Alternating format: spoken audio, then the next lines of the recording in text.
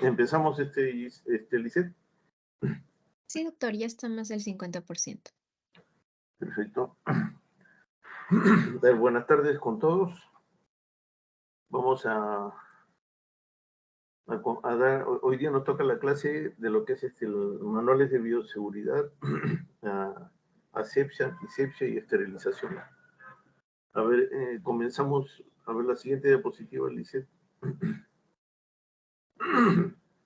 Manual de bioseguridad. ¿Cuál es la finalidad? Establecer las normas y procedimientos que guíen y aseguren ¿qué cosa?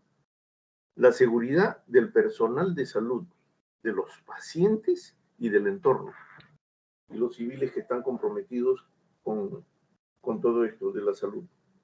Esa es la finalidad del manual de bioseguridad, asegurarnos que en todo lugar donde ellas se trabaje con la salud, se proteja, no solamente al personal de salud, sino al entorno, a los pacientes y a los civiles que no son pacientes, o a los trabajadores que no son del sector salud propiamente, llámese empleados de limpieza, etc. Esa es la finalidad del manual. ¿Es la que sigue?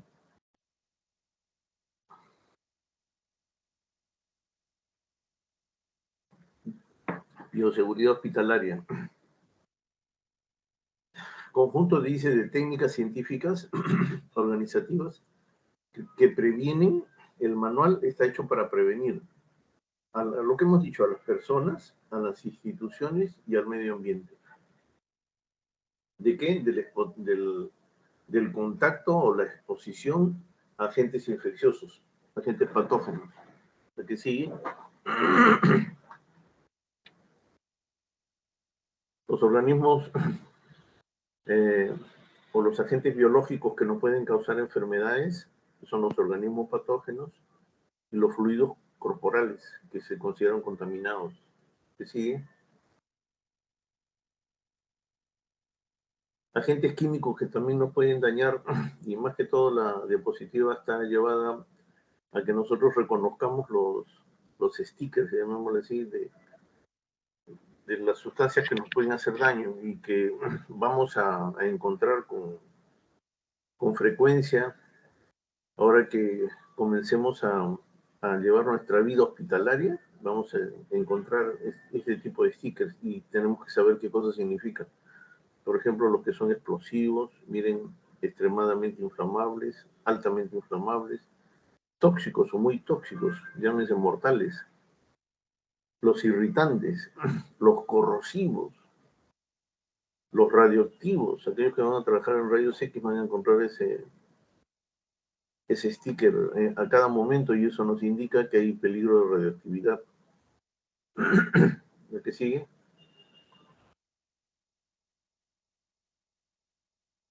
Los principios de bioseguridad. Tienen que ser de carácter universal, o sea, los principios tienen que conocerlos todos. Si no, todo este tratado de bioseguridad no tiene sentido. Todos debemos conocerlos.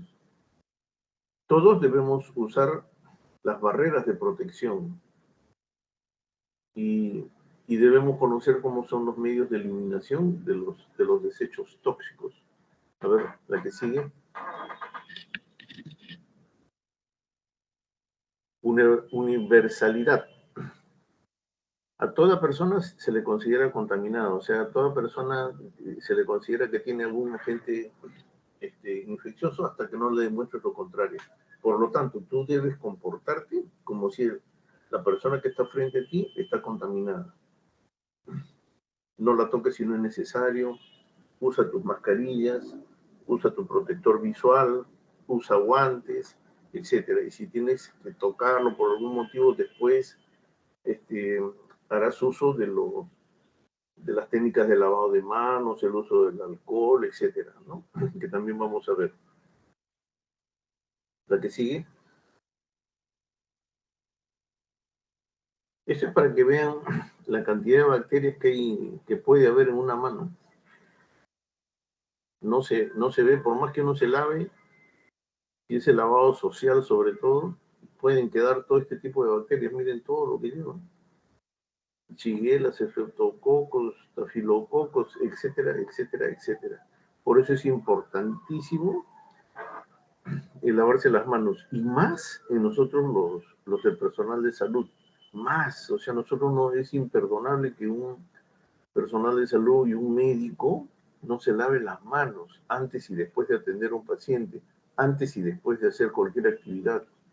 Tenemos que lavarnos las manos. Ojo. La que sigue. Las áreas que más contaminadas quedan después de un lavado de manos. Se han hecho estudios, se tomaron cultivos de manos después de haberse lavado y se encontraron que las áreas rojas son las que están contaminadas, ¿no? Las uñas, las zonas interdigitales, el primer dedo, ¿no? La unión del primer dedo con el segundo dedo es donde más contaminación hay, en el dedo, el oponente, el pulgar, el primer dedo.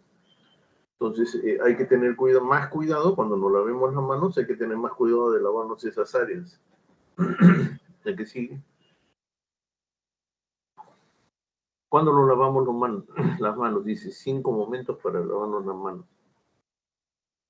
Antes de entrar en contacto con tu paciente, si vas a hacer algún procedimiento aséptico, cambiarle un apósito, colocarle un esparadrapo de más para que no se suelte la sonda, etcétera. Ya lo tocaste. Después de la exposición a líquidos corporales, si tomaste contacto con sangre del paciente o con el sudor del paciente, no solamente la sangre, le tomaste el pulso y ahí hay sudor, y hasta ese es uno de los momentos para la higiene de las manos. Y cuando terminas, así no lo hayas tocado al paciente, el simple hecho de acercarte a la cama, de tocar la cama, de tocar el parante del suero, etcétera, eso también te contamina. Y terminas de pasarle visita a ese paciente y antes de pasar al siguiente, vas al caño y te lavan las manos. Te lavan las manos. Lo que hablamos el otro día del lavado clínico. El lavado clínico, ¿no es cierto? Porque hay lavado social, el lavado clínico y el lavado quirúrgico. Quirúrgico no, porque no estamos en sala. Social tampoco, porque estamos trabajando. Tiene que ser el lavado clínico. Recuerden que les dije, el tiempo de exposición al jabón, etcétera, es un poco más, ¿no? Son 40, 50 segundos, algunos dicen 1 minuto, ¿no? La barra entre los dedos, ya saben cuáles son las áreas donde más se depositan las bacterias, tengan más cuidado en eso, uñas, zonas interdigitales especialmente. ¿Y qué pasaría si nosotros estamos parados en la visita y no tocamos al paciente? Pues el otro colega lo examinó, etcétera, y nosotros ni lo hemos tocado. Para pasar al siguiente paciente, si tú no lo has tocado, no has tenido en contacto con el entorno del paciente directamente, puedes hacer lo que se llama la sanitización. ¿Qué cosa es? El uso del alcohol yodado, alcohol gel, que diga alcohol gel. Echas alcohol gel en las manos, te lo esparces en las manos, listo, pasas al siguiente paciente.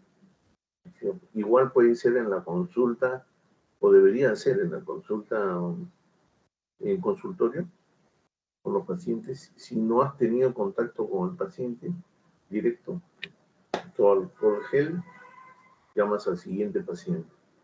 Pero es raro, pues, porque en la consulta generalmente uno tiene que examinar, ¿no es cierto?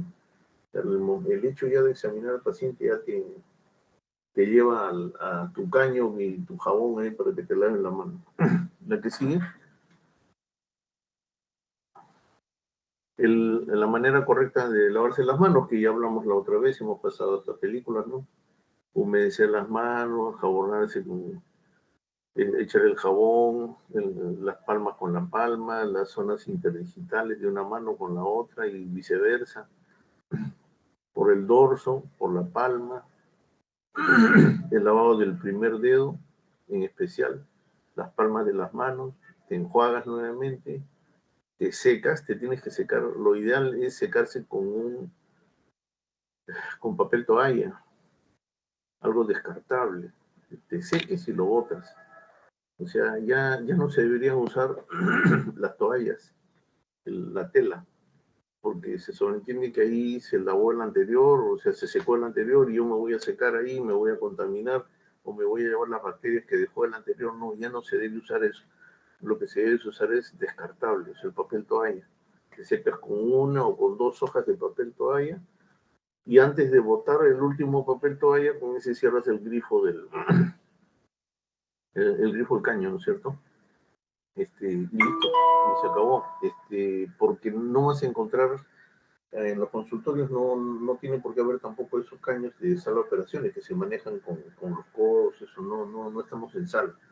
Estamos pasando visita o estamos en consultorio. Entonces vas a encontrar un caño vulgar y silvestre. Cierras tu llave con el papel de toalla, antes de botarlo, cierras la llave y botas el papel toalla. Inclusive, después de hacer eso, si quieren, se pueden usar alcohol gel sobre la mano. No te he indicado, pero podrían usarlo. La que sigue. Y esta es la desinfección con alcohol gel que les dije, que es lo que se llama la sanitización. Sanitización. No toco a mi paciente, solamente conversé con él, lo miré, hola, ¿cómo estás? Listo. O en la visita médica, ni siquiera me acerqué a la cama, estoy lejos, porque el hecho de acercarme a la cama y tomar contacto con la cama, ya tengo que lavarme las manos. Estoy lejos, lo he mirado nada más, hago mi sanitización. Me alcohol gel, me echo en la palma, la vuelta en palma, dorso con palma, palma con palma, no se olviden del primer dedo, que es donde más bacterias hay, etc. Sanitización. ¿La que sigue? Este es el lavado quirúrgico, del cual ya hablamos la clase pasada y creo que ya tenemos la película. Cuando querramos repasarla, vemos nuestra película y para grabarnos bien los procedimientos. ¿La que sigue? El Día Mundial del Lavado de Manos, que es el 15 de octubre, acuérdense. No quiere decir que ese día nomás se vayan a lavar la mano, sino que ese día promocionen el lavado de manos, que no debería ser solamente ese día. El médico debe promocionar el lavado de manos todos los días, todos los días. Nos vamos a evitar un montón de enfermedades. ¿Qué sigue? La barrera de protección. ¿Cuáles son las barreras de protección? Entonces, todo lo que utilizamos para protegernos de los agentes tóxicos, tanto biológicos especialmente. ¿Qué es lo primero? La vacunación. La vacunación es la primera barrera. Nos vacunamos, tenemos la cantidad suficiente de anticuerpos para que cuando el agente extraño venga e ingrese a nuestro cuerpo, nos defienda, ¿no es cierto? Tenemos defensas adecuadas. Tener, por ejemplo, con esto que ha pasado de la pandemia, tenemos que tener mínimo, tenemos que tener la cuarta dosis de vacuna, que es lo que recomendó el Ministerio de Salud. Aunque ahora están poniendo ya comenzaron a poner la dosis bivalente, ¿no? Que es el complemento. Ponerse todo eso en la vacunación es importantísimo y en personal de salud es sumamente importante. No se puede concebir un personal de salud, un médico, enfermera, técnico de enfermería, etcétera, que no esté vacunado. ¿No? Hay personas que no se vacunan por cuestiones religiosas, míticas, etc, etc, etc. Pero un personal de salud, eso no es una aberración. Vacúnense, muchachos, vacúnense. Lo siguiente habla del uso de las barreras físicas, que son el uso de guantes, lentes, mascarillas, gorros, mandiles, botas, etcétera, todo lo que nos protege de los agentes agresores. La que sigue, por favor. Los riesgos conocidos. Es conocido que uno se puede contaminar en el hospital, sí, y especialmente cuando uno manipula, especialmente punzocortantes, ¿no? Bisturí, eso no es frecuente, pero van a ver ustedes casos en que el cirujano se corta con el bisturí o la enfermera se hinca con las agujas de los inyectables.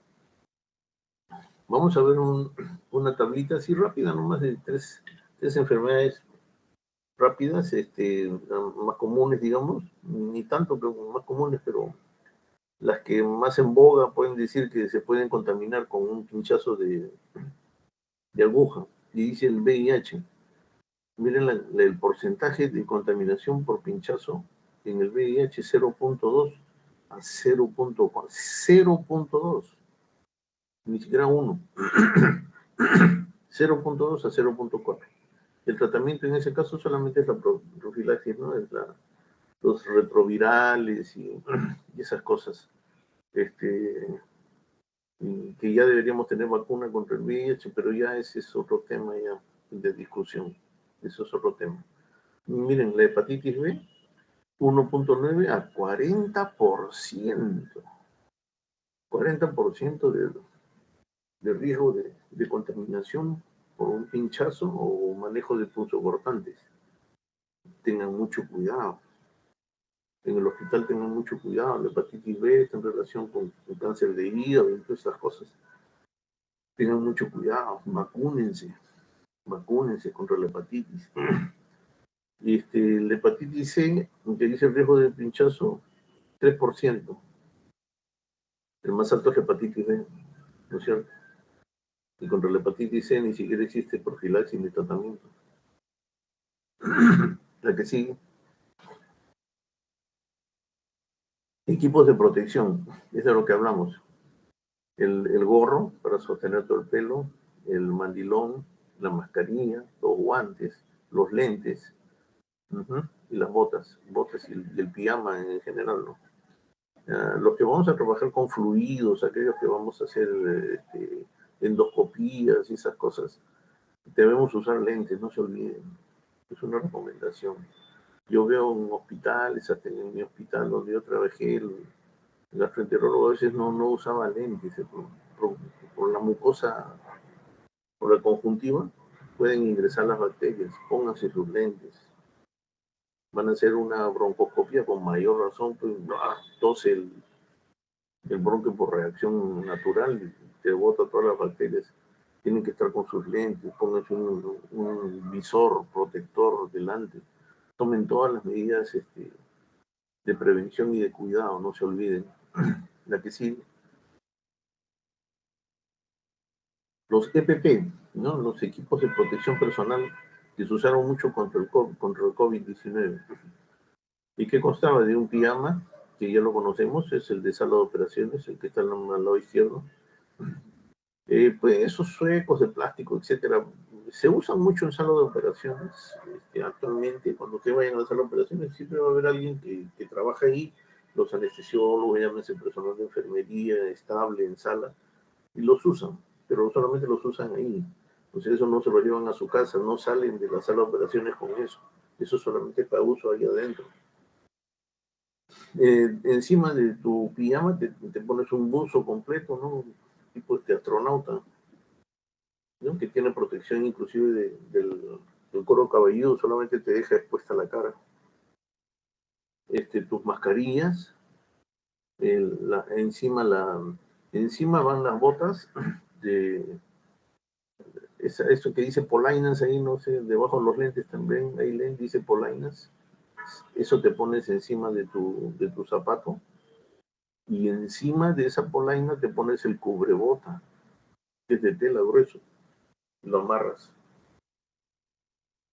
Usar guantes, algunos usaban 2 pares de guantes, más por el susto.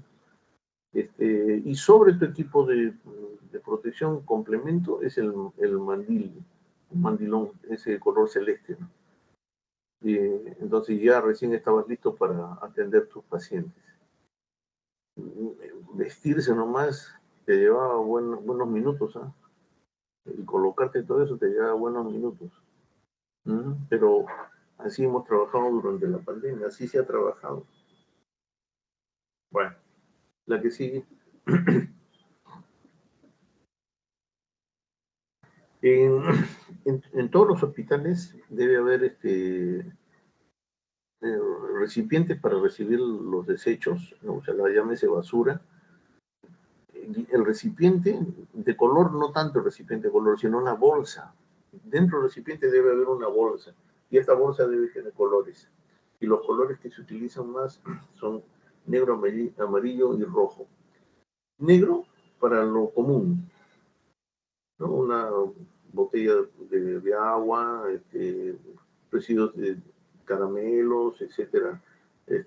Puedes poner hasta artículos de escritorio, un lápiz que no te sirva, un borrador, etcétera. Todos los residuos habituales.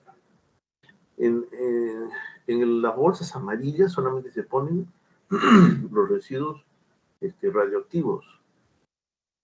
Aquellos departamentos que trabajan con sustancias radioactivas, ahí se depositan, ¿no? Ya previamente el que trabaja con sustancias radioactivas sabe que el radioisótopo pues se lo tiene que envolver en un envase especial, etcétera, lo sella, todo, y lo bota a la bolsa amarilla. Y en las bolsas rojas se deben poner todo lo que es contaminado. Todo lo contaminado. ¿Dónde van las agujas y las hojas de bisturí, etcétera? Lo que llamamos punzocortantes, en cajas especiales, cajas de cartón grueso o de plástico, para que no se salgan las agujas a través de la pared de la caja. Entonces, tiene que ser un recipiente resistente, ¿no? ¿No ves la que sigue? Definición de que los desechos generados en los procesos, en las actividades de atención e investigación médica en los establecimientos como hospitales, clínicas, es la definición de un desecho de un hospital. A ver, la que sigue. El marco legal de todo esto, ¿quién lo norma, lo reglamenta? Ahí está, ¿no? Hay una ley general de residuos sólidos. Hay una norma técnica de procedimientos para manejo de residuos sólidos hospitalarios del MINSA. Hay un reglamento general de hospitales y servicios. Y falta otro todavía. Las normas del IPEN para los desechos radioactivos. IPEN, Instituto Peruano de Energía Nuclear. Todos ellos han hecho sus normas, sus dispositivos y los ponen a servicio de los hospitales y las clínicas, postas y demás, para que se cumplan y sepan cómo se deben manejar los residuos sólidos. ¿Qué etapas tiene este proceso de residuos sólidos? El acondicionamiento. O sea, yo como institución tengo que tener tachos adecuados, bolsas de tamaño y de los colores ya indicados, recipientes rígidos para descartar agujas y punzocortantes. Yo tengo que preocuparme porque mi clínico, mi posta, lo que se llame, tenga todo lo adecuado para el desecho de los residuos sólidos. Lo que sigue.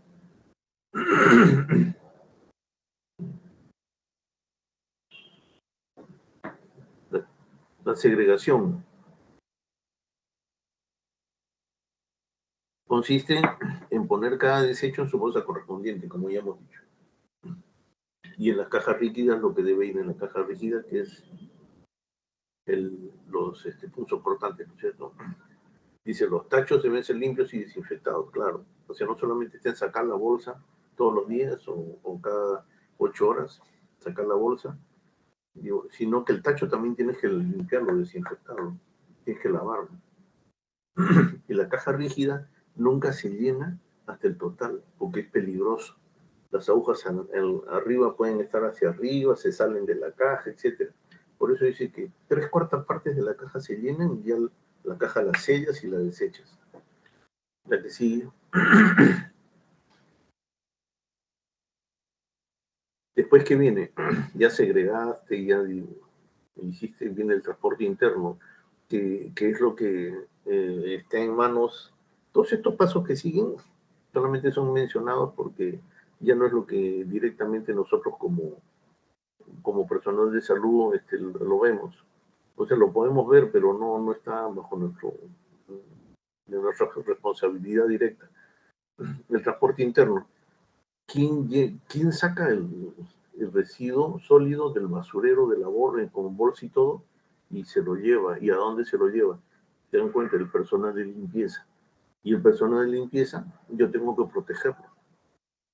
No puedo decirle, oye, a Juan Pérez, oye, ven, recógete esta bolsa. No, el personal tiene que ser entrenado, tiene que conocer las normas y procedimientos del manejo de residuos sólidos, tiene que conocerlo, lo tengo que capacitar y le tengo que dar el material necesario para que cumpla su función. Así es. Entonces viene ese personal bien vestido, con su EPP o su mandilón, máscara, mascarilla, lentes, etcétera, y recién se puede manipular los residuos sólidos, que se los llevan y los almacenan en determinada área hospitalaria. Y de ahí viene lo que se llama la recolección externa. Viene un camión especial de la municipalidad o del MINSA y se lleva los residuos sólidos. Así debería ser. ¿Y a dónde? A una planta de tratamiento para residuos sólidos hospitalarios. Ojo. Y una vez que los residuos sólidos hospitalarios han sido tratados en esa planta, recién el residuo puede mezclarse con, con el residuo de la población. Si es que no se eliminan aparte, si es que no se eliminan aparte. En el hospital base que tenemos nosotros, que es el Hipólito Unanue, en la parte posterior tienen una planta de tratamiento de residuos sólidos relativamente nueva y grande, que sería importante que ustedes vayan, un día que vayan por ahí, pásense antes de irse a su casa. Está en la parte de atrás de emergencia, o sea, entran al hospital, puerta principal, hacia el lado derecho está emergencia, entro por ahí, no sé si, bueno, hace muchos años que no no entro por ahí. Había una cancha de fútbol, me acuerdo. Pasabas la cancha, sigues esa pista por el lado de emergencia, y la pista y atrás está la planta de tratamiento de residuos sólidos del hospital. El hospital tiene su planta de tratamiento de residuos sólidos. Importantísimo, vayan a ver, conversen con el personal, qué hacen, cómo hacen con las gasas, qué hacen con las jeringas, etcétera. Es importantísimo que vean cómo se manejan los residuos sólidos. No pierdan la oportunidad, muchachos. Y en la siguiente,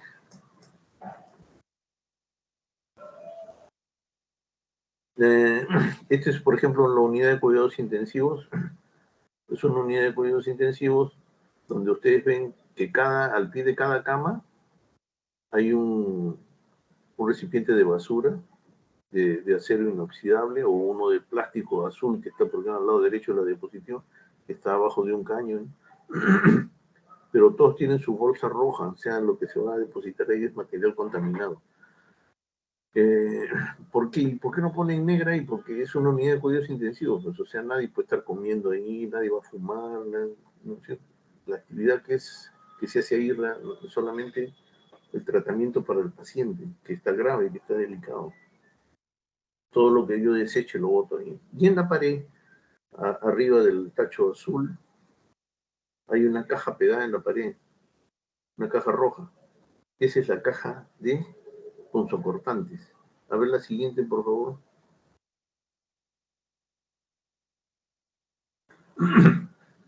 ¿Ven? Esa caja es de material plástico grueso. Cuando está 3/4 lleno, cierro la tapa, tiene un mecanismo para cerrar y sellar esa tapa, que no se vuelva a abrir. Tengo que tener eso porque si no, mi personal de limpieza se puede contaminar. Y hemos visto el riesgo de enfermedades por pinchazos de aguja.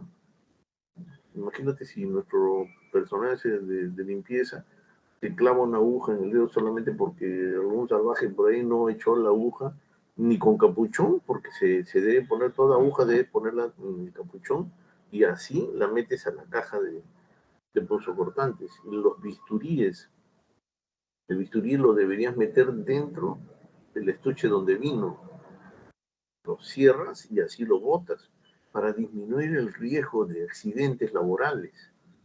que en el personal de salud sería lamentable, ¿no? Un personal que de buena fe y por necesidad hace ese trabajo y lo estamos exponiendo tontamente a enfermedades. Esa es nuestra caja de punzocortantes. Siempre debe haber, cuando vayan ustedes a cualquier clínica de emergencia y usen una aguja, no la tiren al tacho común, digan, señorita, ¿dónde está la caja de punzocortantes?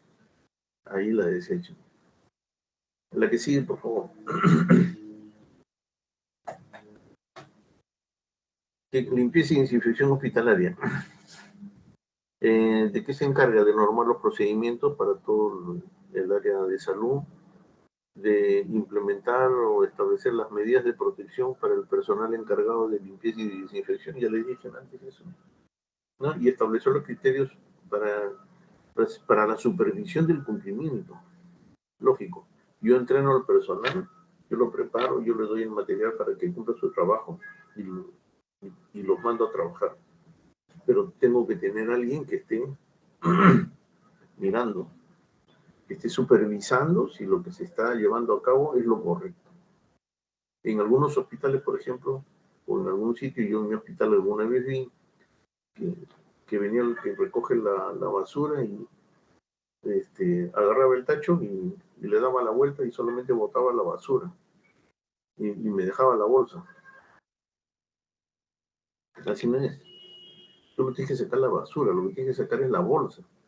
Sacas la bolsa, la nudas y la botas. Así es. ¿Y por qué hacían eso? Estamos en el Perú, ¿no? Se ahorran la bolsa. Triste decirlo, ¿no?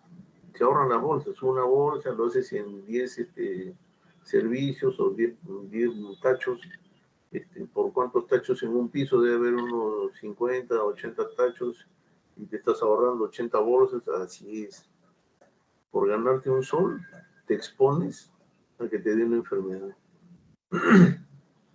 O sea, alguien tiene que supervisar que se cumplan las normas y los procedimientos. Lo que sigue.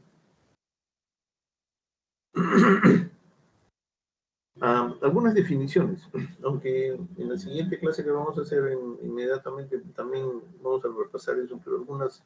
¿Qué cosa es limpieza? Remoción mecánica por medio de agua de toda materia extraña de una superficie.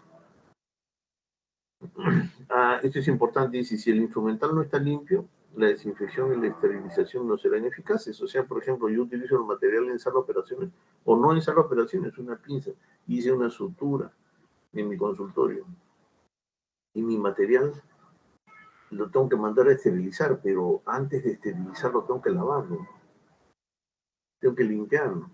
Una escobillita con detergente, le saco los residuos ¿no? de la sangre, etcétera, lo dejo limpio, lo enjuago, recién lo puedo enviar a esterilizar. Si no, le dice la esterilización no es eficaz. Ojo. La que sigue.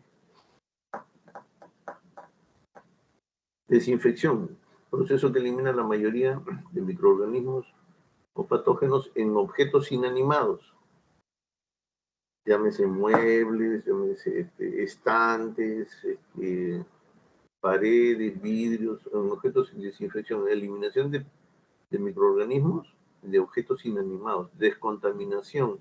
Reducción del número de microorganismos de un material que ha estado en contacto con líquidos o fluidos corporales. Le disminuyes el número de microorganismos, ya sea por dilución o por eliminación directa.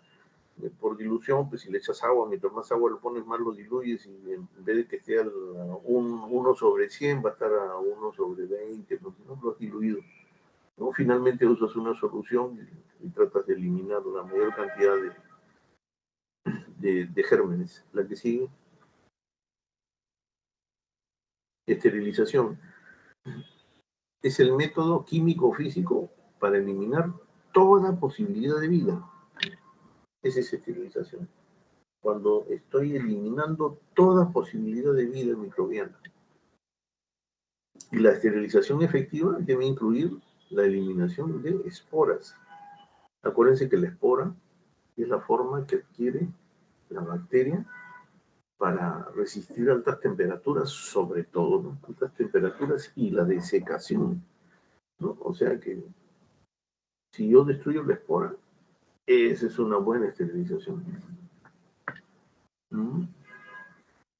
Ya, esta es la que sigue. Asepsia. Asepsia es tratar de mantener las cosas limpias y con la menor cantidad de bacterias, etcétera, ¿no? Lavarnos las manos, los métodos de desinfección, de esterilización, todos esos están comprendidos dentro de la asepsia, ¿no? Asepsia, tratar de, de evitar la mayor cantidad de proliferación no de proliferación, de mayor cantidad de gérmenes. Trato de limpiar. Antisepsia, ya estoy peleando contra el germen. Antisepsis, contra la sepsis. Es un método aséptico por el cual utilizo agentes químicos para inhibir la reproducción y eliminar la mayor cantidad de microorganismos. Antisepsis. Antisepsia. ¿Está bien? La que sigue.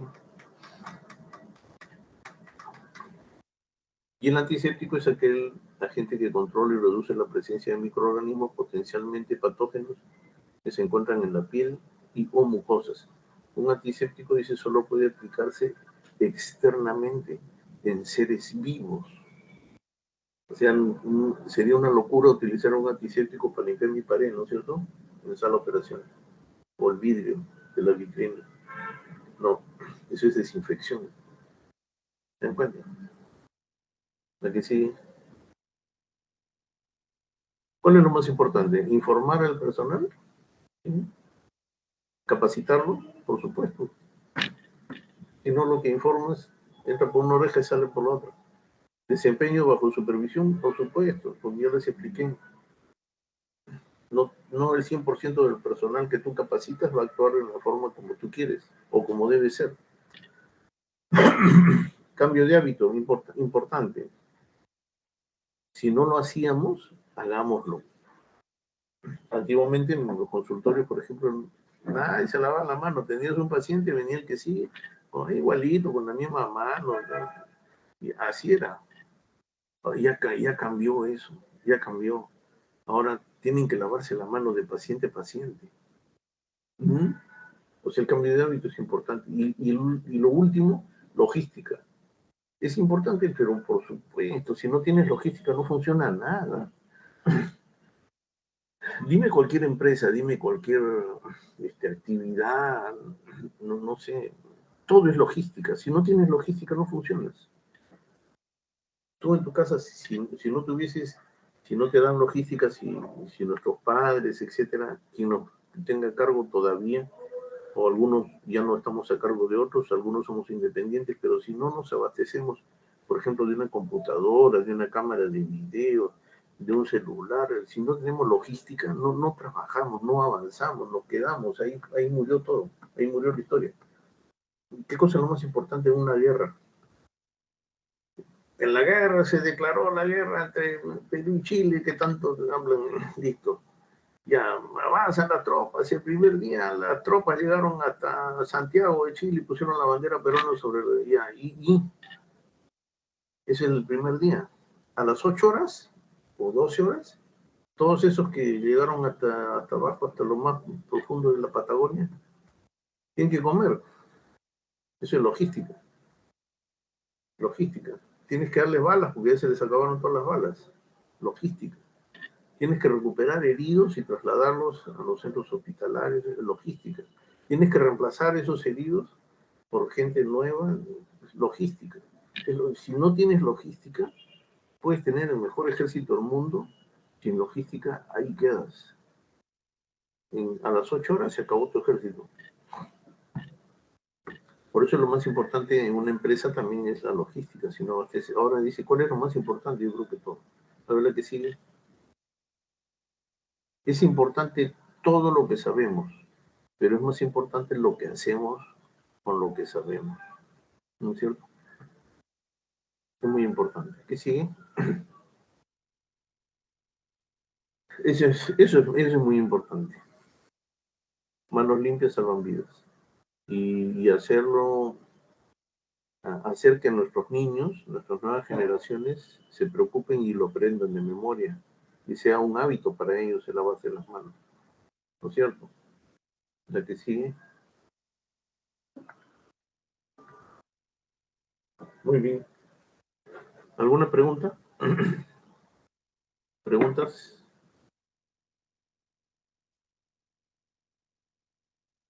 ¿No hay preguntas?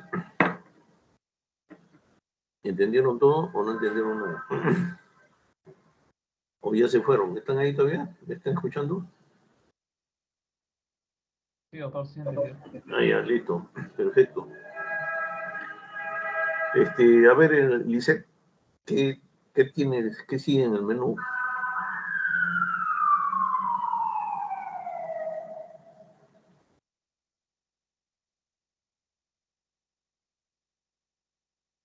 Lisette, ¿estás ahí?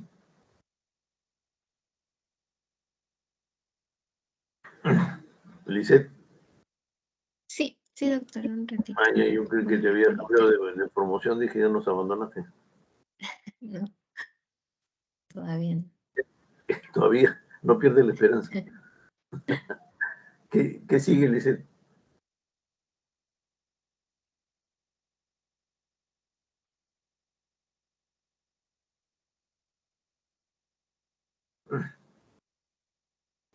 A ver la que sigue. Sigue. Asepsia, antisepsia, esterilización. A ver la que sigue. Historia. Ya, vamos a hablar un poquito de historia. A ver la que sigue. Hipócrates, vamos a hablar así muy someramente de Hipócrates, ¿no? El padre de la medicina, pues, ¿no? Griego, y su medicina se basaba en la observación. Él miraba mucho a los pacientes, los comparaba unos con otros, etcétera, y ahí sacaba sus diagnósticos, ¿no? No sabía mucho de enfermedades en ese tiempo, pero decía, oye, este se parece al que tengo allá, es igual. Él, por ejemplo, utilizó el agua hervida y el vino para la curación de heridas. Se dio cuenta que lavando las heridas con agua hervida o con vino, mejoraban. Y el vino, decían, ¿por qué? Entonces decían, bebían los dioses, el vino. El vino simplemente era por el alcohol, ¿no es cierto? Y el agua hervida, lógicamente, es un agua que ya no tiene, pues, gran cantidad de bacterias. Entonces, todo eso lo dejó en su gran obra que se llama el Corpus Hippocraticum. Y eso ha servido de muchas generaciones. Después de Hipócrates, muchas generaciones se vieron beneficiadas con los conocimientos de este gran personaje. La que sigue, a ver, por favor. Galeno, Claudio Galeno. Nació en Pérgamo. Pérgamo está, ¿dónde está Pérgamo? Está en el mar Egeo, al sur de lo que era Troya antes, ahí al sur, frente a Grecia. Por ahí queda Pérgamo. Dice, promovió el conocimiento científico y cristalizó su obra en innumerables escritos en una era dominada por el dogmatismo. Era médico de los gladiadores y esto le sirvió de mucha experiencia. Ustedes saben que en los cirujanos agarramos gran experiencia en las guerras, porque en las guerras te vienen los pacientes uno tras otro, o sea, no te da tiempo ni para respirar. Entra un paciente y si terminas de atenderlo, ya tienes que atender al otro que está, y en las guerras es así. Cada vez que hay una guerra, la ciencia avanza en conocimiento no solamente militar, ¿no? O sea, ¿qué te digo? Nuevas armas, nuevos aviones, nuevas bombas. Ahora la guerra es con drones, nada más ya el ser humano ni se enfrenta. Cada vez que hay una guerra, la ciencia avanza y en cuestiones de medicina también la necesidad obliga a crear nuevos tipos de tratamiento. Por ejemplo, la telecirugía, ¿no? Eso que se hace en el Da Vinci y esas cosas. Yo supongo pues que, por ejemplo, la quinta flota, no sé, la de Estados Unidos en un portaaviones tenga un Da Vinci, pues, ¿no? Para las operaciones, porque dudo mucho que dentro del portaaviones hayan médicos, pero de todas las especialidades, no creo. De repente te toca una cosa difícil que no tienes, ¿cómo lo operas? Tienes el Da Vinci ahí y desde Estados Unidos lo manejan y hacen la operación, ¿no es cierto? Puede ser, o sea, la tecnología avanza siempre que hay guerras o luchas, etcétera. Y este señor Galeno era el médico de los gladiadores, pues si ustedes saben que los gladiadores pues eran los que se inmolaban por el César y todas esas cosas, ¿no? Se mataban entre ellos, etcétera. Yo me imagino la herida que ha tenido que curar este señor. Y aprendió, y utilizó lo que le había enseñado Hipócrates, ¿no? El uso del vino, y él comenzó ya a hervir los instrumentos. Se dio cuenta no solamente que el agua racimada, no mentira. Se dio cuenta que el agua hervida curaba las heridas, sino que si hervía en esa agua instrumental tenía menos contaminación, ¿no? La siguiente, por favor. Antonio van Leeuwenhoek, holandés. Este fue el inventor del microscopio, ¿no? El padre de la microscopía. Y ese es un microscopio, el primer microscopio que hizo. Miren cómo parece una paleta, ¿no? Es un matamoscas, no sé, algo de eso.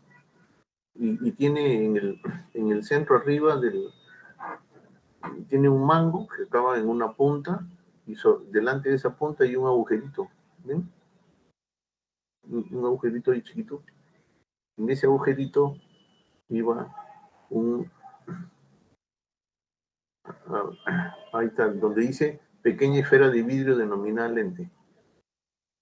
Ese era el lente microscopio. En soporte para la muestra examinar, o sea, en la punta de esa aguja, llamada aguja, ahí ponía lo que quería ver. Y lo veía por la parte posterior, ¿no? Lo volteaba y miraba a través del agujerito. ¿Cómo surgió esto? Dice que se dio cuenta en una oportunidad que un insecto que caminaba por la mesa, le cayó una gota de aceite, creo que se cayó y lo envolvió, y el aceite tiene bastante densidad y se hace una bolita. Cayó sobre el animal y el insecto ese que lo vio más grande a través de la bolita, ¿no? De aceite. Entonces se dio cuenta y dijo, quiere decir que las bolitas se hacen más grandes y una esfera son simplemente dos lentes convexos, ¿no es cierto? Usas dos lentes convexos y te sale una esfera. Entonces, eso es lo que hizo de vidrio, hizo esferas pequeñas y las ponía en ese agujerito y miraba a través del agujerito. Miraba y veía que habían cosas que a simple vista no las veías, pues. A simple vista no veías, pero ya tú con eso lo veías. Entonces de ahí se fue mejorando, le hicieron otro tipo de lentes, etcétera, etcétera. Pero el padre de la microscopía, digamos, es Antonio van Leeuwenhoek, holandés. A ver la que sigue.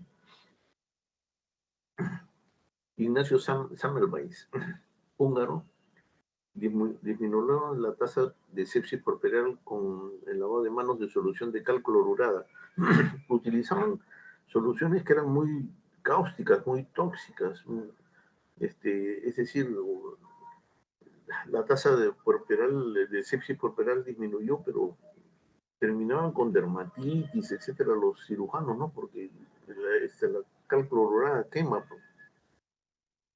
Y antiguamente la cantidad de la mortalidad puerperal era pues de dos mujeres que dan a luz, una se moría por la sepsis.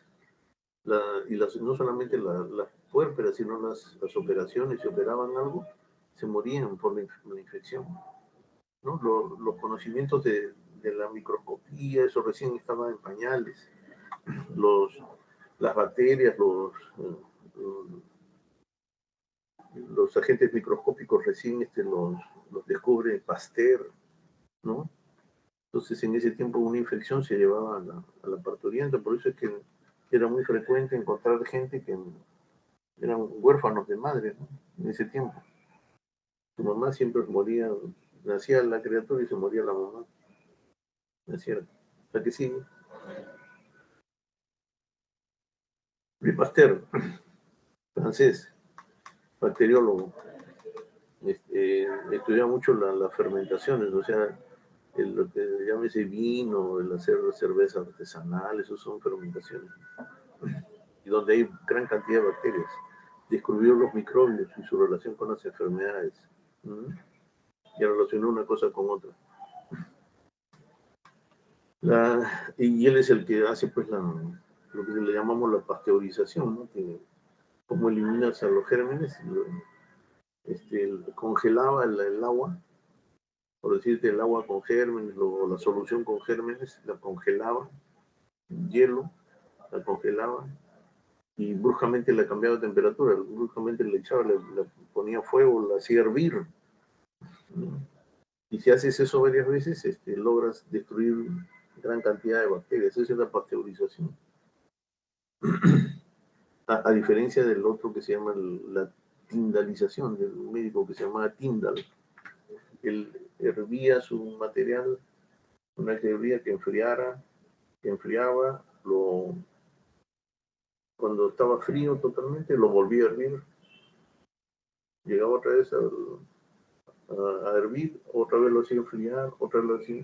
Es diferente, tiene el cambio brusco de temperatura. A ver la que sigue, por favor. Lister.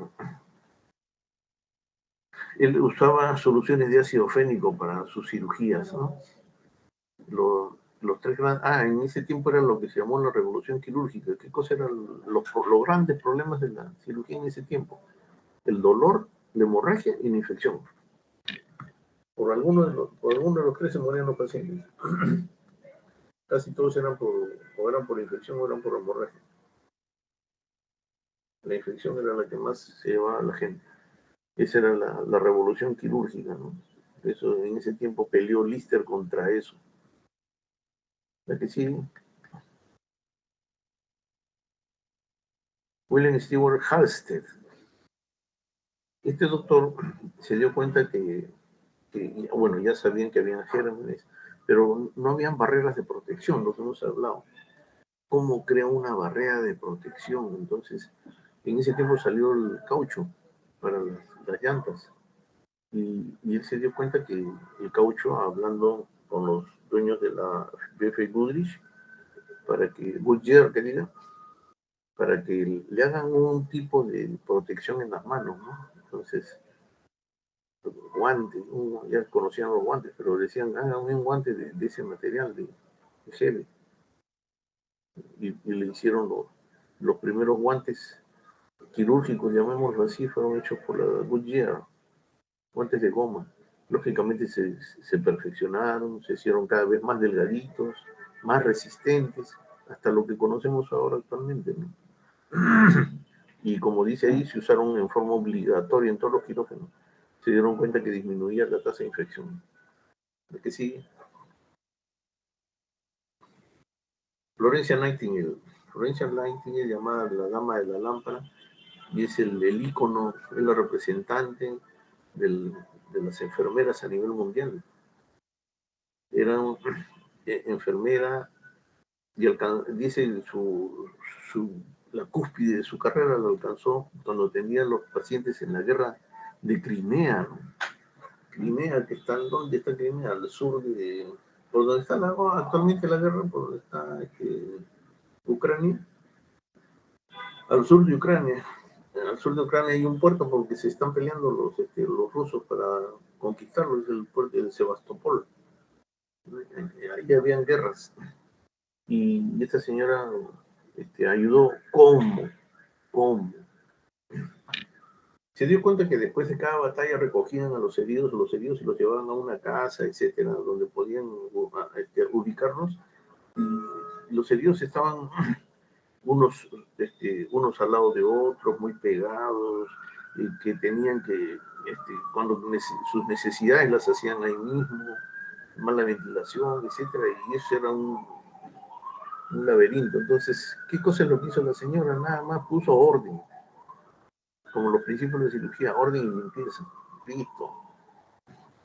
Entre paciente y paciente debe haber tal distancia. No puede estar uno pegado al otro. Las excretas se hacen afuera. Si usted quiere orinar, defecar, esto se va afuera, no lo puede hacer dentro de la habitación. Los que podían caminar, ¿no es cierto? La ropa sucia, sacarla, dejarle solamente ropa limpia. Los que podían hacerlo, se bañaban todos los días, y a los que no podían hacerlo, los bañaban ellos. Ventilar en la habitación, hacer grandes ventanas, que entre luz, aire.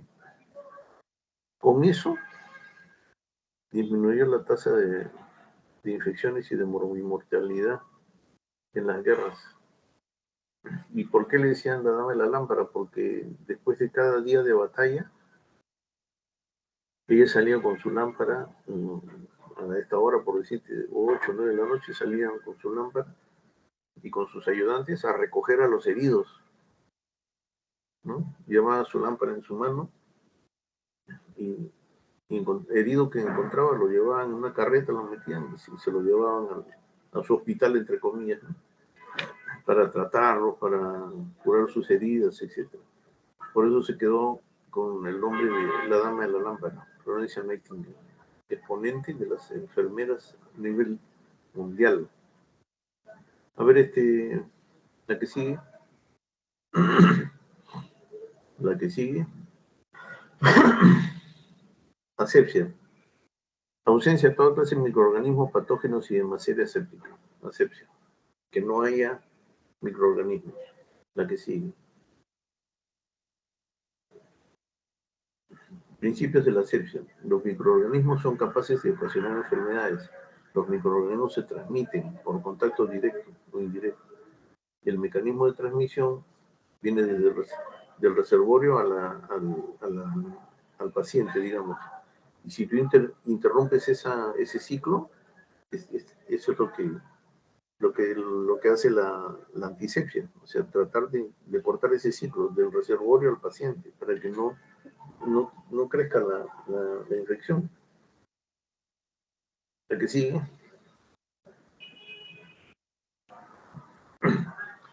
Principios de la técnica quirúrgica, de aséptica o técnica quirúrgica. Esto yo les hablé ayer, ahí, no sé, en la última clase que hicimos, perdón. Los principios que rigen especialmente en sala de operaciones. No solamente en sala de operaciones, pero especialmente.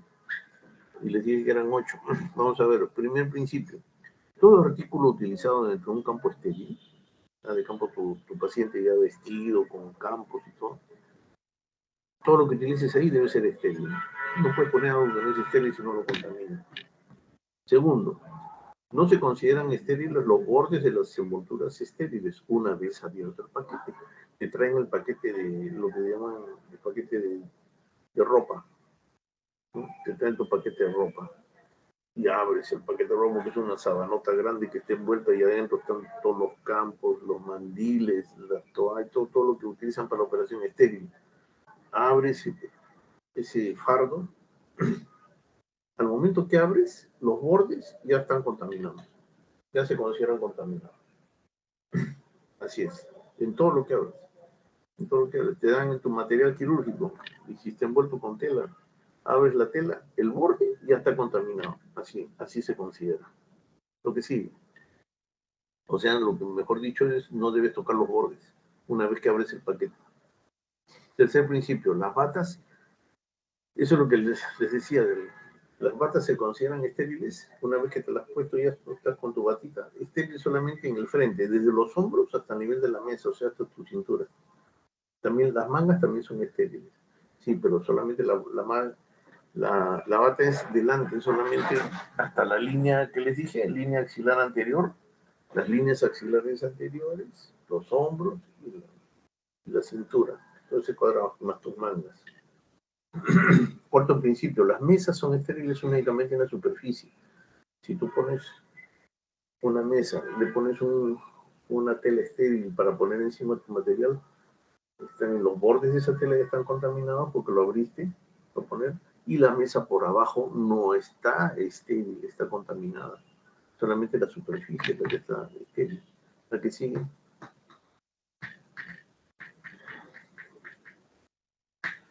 El personal quirúrgico y los artículos estériles deben entrar en contacto solo con áreas estériles. Los que trabajan con el paciente, la enfermera instrumentista le entrega material al cirujano porque ambos están estériles y el cirujano comparte con los ayudantes porque también están estériles y manejan material estéril.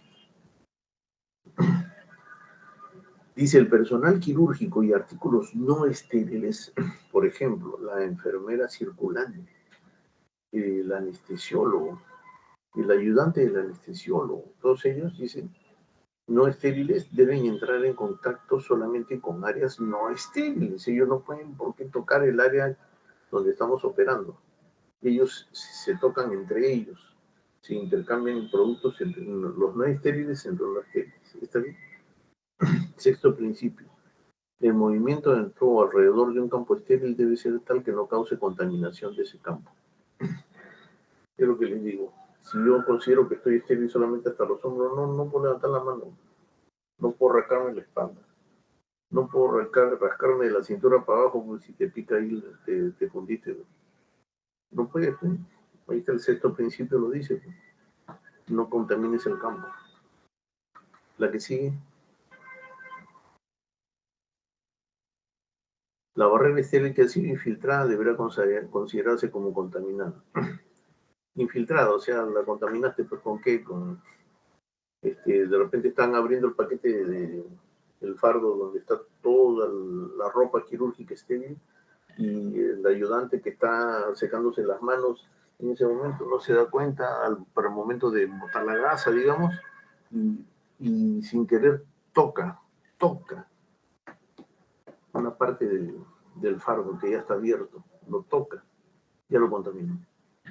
Así sea una esquinita chiquita, ya lo tocaste, sí, ya, chau. Te está poniendo tus guantes estériles y al momento que pones el guante cae y toca la mesa, pongamos, toque, ya está contaminado. Se considera contaminado, ya se infiltró ya. Así es. Y el octavo principio dice, los artículos de esterilidad dudosa se consideran no estériles.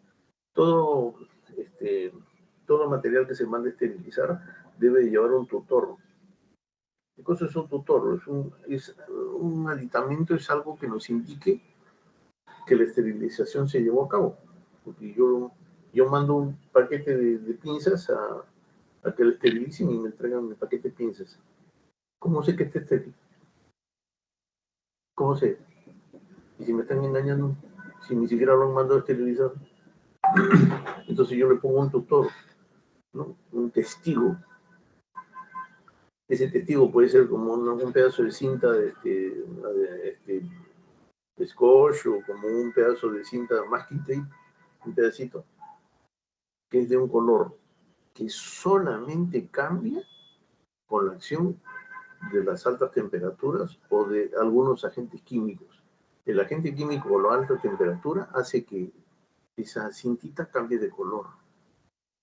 Entonces, lo que yo hago es ver, tengo que tener un testigo sobre mi material quirúrgico, un testigo dentro de mi material quirúrgico. Tienes que asegurarte, porque si por ejemplo el testigo se fue blanco puse y lo mandé a esterilizar, y cuando regresa está rojo, quiere decir que ya se esterilizó. Pero de repente me han puesto un testigo pues, que encontraron por ahí y lo pusieron encima para hacerme creer que todo está estéril. No, abre. Si yo abro y dentro tengo que encontrar el otro testigo. El otro testigo también tiene que estar rojo. Si está blanco. Ahora, ¿qué pasa si no está rojo? Está rosado. Octavo principio. Los artículos de esterilidad dudosa se consideran no estériles. No esté estéril. Llévatelo a esterilizar otra vez. ¿Entendido? Si hay duda en la esterilidad, no lo usen. Así es. La que sigue, por favor, Lizeth.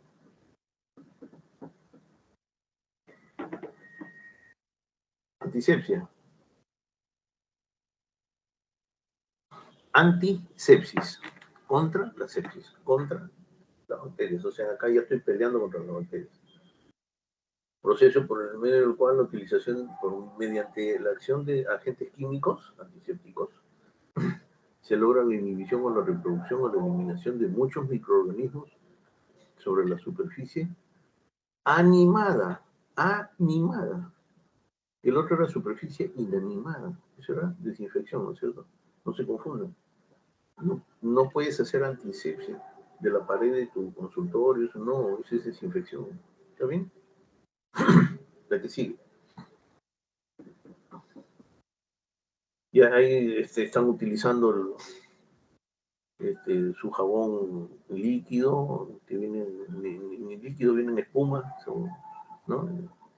La clorexidina. Ese caño, por ejemplo, que ven ustedes ahí, no tiene llaves. Saquen de provecho la diapositiva, no tiene llaves. El jabón está saliendo y la señorita que está agarrando no manipula ninguna llave para que salga el jabón, porque está presionando una bombilla en el piso por el cual hace que el aire entre y salga el jabón. ¿No es cierto? Lavado quirúrgico, ya hablamos de eso. La que sigue. Propiedades de un antiséptico ideal. Amplio espectro de acción. Lógico, pues, quiero que mueran todas las bacterias, todos los tipos de bacterias. Acción rápida, por supuesto, pues, si lo uso, no voy a estar esperando pues, 2 horas hasta que haga efecto el antiséptico y mientras eso, ¿qué hago? Leo el periódico, hacer las operaciones. No, pues, no. Tiene que ser rápido. Acción residual. Por supuesto, una vez que mató los gérmenes, que me dure pues horas, ¿no es cierto? Que me dure buen tiempo, lo que va a durar mi operación. Si no dura más que 10 minutos, 5 minutos, no me sirve. Efecto acumulativo. Si vuelvo a usar otra capa más de antiséptico, se potencia la acción. Que no dañe el tejido, por supuesto. El yodo, por ejemplo, es buen antiséptico, pero el yodo quema. Quema. Si lo echas en una mucosa, peor. Baja inactivación por materia orgánica. Lógico, hay sustancias que se inactivan, por ejemplo, con el agua. Y si tu antiséptico se va a inactivar por la sustancia orgánica, o sea, por el sudor, por ejemplo, o la sangre, no me sirve, porque voy a trabajar con sudor y sangre. Sangre, sudor y lágrimas. Tiene que ser indoloro. Imagínate un antiséptico que le esté echando a tu paciente, que esté gritando, ¡ay, ay! Tiene que ser indoloro, inodoro, no debe oler, estable, que no se desactive, que no manche los tejidos. Y finalmente, el costo que sea razonable. Por eso dicen que es bien difícil encontrar un antiséptico ideal porque algunas de esas cosas no cumplen. Generalmente es la última. Cumple con todo, pero carísimo, no está al alcance de toda la población. Pero esas son las propiedades de un antiséptico ideal. Pues pregunta de examen en varias promociones, así que tomen en cuenta. La que sigue. Desinfección, destrucción de gérmenes patógenos que anidan en muebles, aparatos y ambientes. O no confundir con la antisepsia o la esterilización. Esto es en objetos inanimados. La que sigue. La esterilización es el método por el cual se destruyen los gérmenes patógenos. O sea, acá se va contra la vida, de tratar de eliminar la vida de los gérmenes. Los gérmenes patógenos son prófitos que anidan en objetos que se van a usar para las operaciones y pueden contaminar el campo operatorio. ¿Cómo se realiza la esterilización? Por medios físicos, químicos y mecánicos. Ojo, ¿Cómo se realiza la esterilización? Por medios físicos, químicos y mecánicos. Y de eso vamos a hablar. La que sigue. Comenzamos con los físicos. Ahora sí comienza lo bueno. Calor húmedo. Dice ahí, destruye gérmenes, esporas por coagulación del protoplasma. ¿Cuál es el exponente del calor húmedo? El autoclave. ¿Cómo es el autoclave? Más o menos con un microondas, así, grueso. ¿Por qué? Porque tiene doble pared, según dice por ahí, ¿no? A ver, dice, la camiseta externa es de fierro y la interna de cobre. Doble camiseta. Y en medio de las cuales discurren tuberías por donde va agua. Entonces, al meter el instrumental, lo que voy a esterilizar dentro, cierro y comienza a elevar la temperatura, y entonces es el vapor de agua el que va a esterilizar, el vapor de agua. Dice a una presión, a una atmósfera de presión, que son 750 milímetros de mercurio, ¿no es cierto? Y a 120 grados centígrados de temperatura. ¿Cuánto tiempo dura la esterilización? Hora y media. ¿Por qué hora y media? 30 minutos para que caliente el aparato y llegue hasta los 120 grados centígrados. 30 minutos a 120 grados centígrados. Y 30 minutos para que enfríe. Hora y media. ¿Está bien?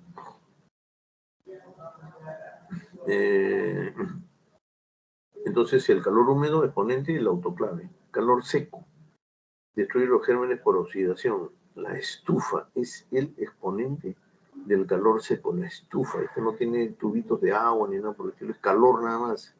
Calor. A 180 grados centígrados. ¿Sabes la que sigue? Ejemplos de autoclaves. Ejemplos de autoclaves. La olla a presión también dice que es un autoclave. La que sigue.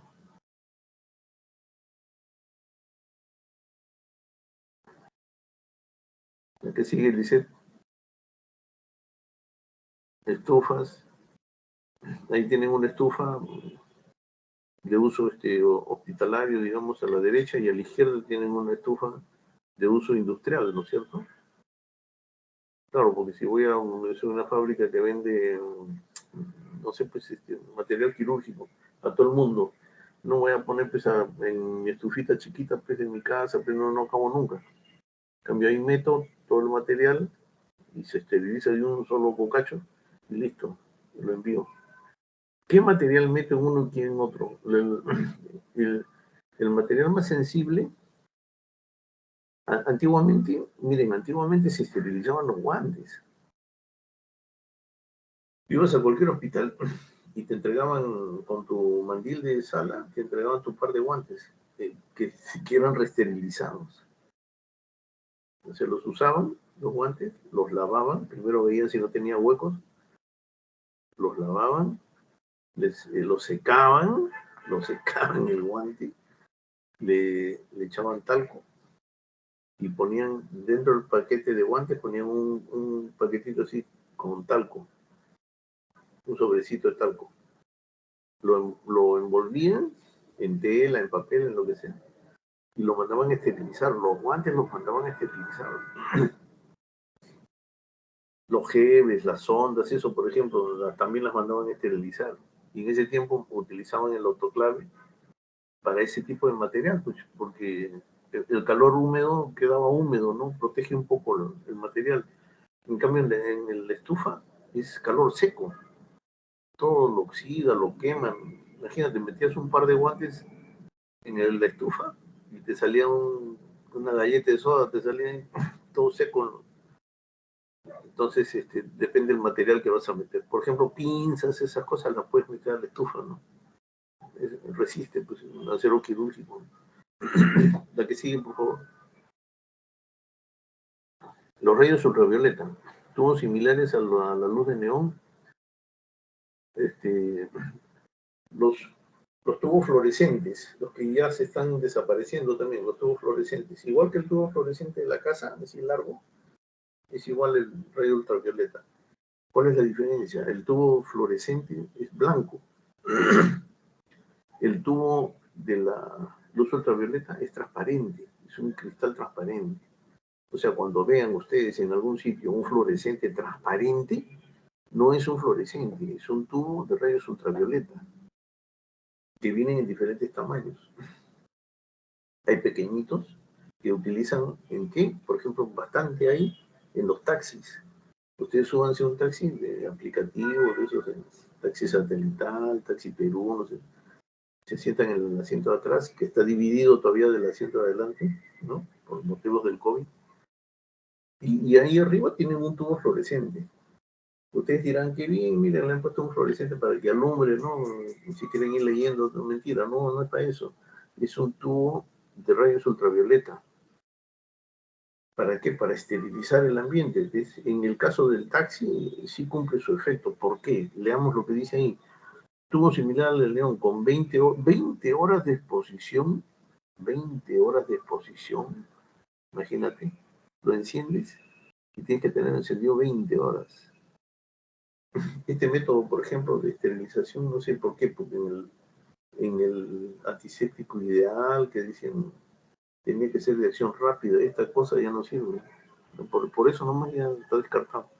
20 horas de exposición y la distancia máxima de efecto era 40 centímetros. Antes las salas de operaciones tenían, sobre cada puerta tenían uno, en las 4 paredes tenían sus lámparas ultravioleta. Entonces terminaba de operar la sala de operaciones, su última operación, limpiaban la sala de operaciones, le pasaban trapo, jabón, lo que sea. Antes de irse, encendían las lámparas ultravioleta y cerraban la puerta con llave hasta el día siguiente. Que tampoco se cumplían las 20 horas, pero así esterilizaban antes. Hasta que se dieron cuenta solamente que la distancia de esterilidad de estos son 40 centímetros del tubo. O sea, por ejemplo, para el taxi sí yo creo que está bien, ¿no? 40 centímetros. Algo así es una cavidad pequeña, ¿no? Pero rayos ultravioleta. Ahí, vean, en los taxis existen todavía. En hospitales ya no creo que vean eso. Pero si ven un tubo fluorescente transparente, es rayo ultravioleta.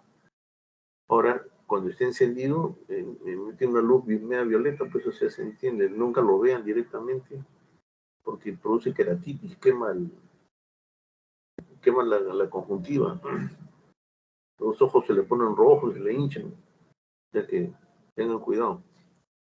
Rayos gamma. La radiación, dice electromagnética, son grandes pilas atómicas que se utilizan para esterilizar a gran escala.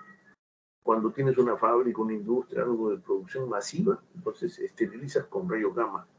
¿Cómo esterilizan los guantes, por ejemplo, quirúrgicos que vienen estériles, guante por guante esterilizan? No, meten todos los guantes en una habitación grande, como la que hemos visto de la estufa, y con rayos gamma, una pila atómica, esterilizan todita la producción de un solo bocacho. El cobalto radioactivo, para materiales que puedan malograrse con el calor, plástico, jade, etcétera, cobalto radioactivo, no está en uso actualmente, pero era un agente esterilizador, ¿no? Un antiséptico, un agente esterilizador. Estamos hablando de esterilización. A ver la que sigue. Ahí tienen los rayos ultravioleta. Ahí están. Y los rayos gamma. Ahí están. Las pilas atómicas. La que sigue.